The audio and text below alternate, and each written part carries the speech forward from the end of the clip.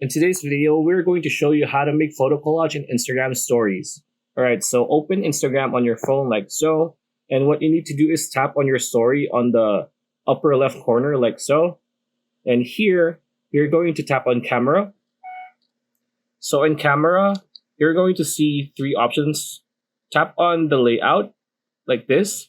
And what you need to do is either take a photo or go to the lower left corner with that small icon with the plus sign to add photos that you want to add to this collage like so. Let's choose this one. Let's choose this one. And let's choose this one. And after that, as you can see, there is a check mark here. Once you tap on this check mark on the bottom of the screen, it will be finished and you will have a photo collage on your Instagram stories. So that's pretty much it. That's a video. Hope you like it. Like, comment, share, subscribe, ring that bell icon. We'll see you on the next one.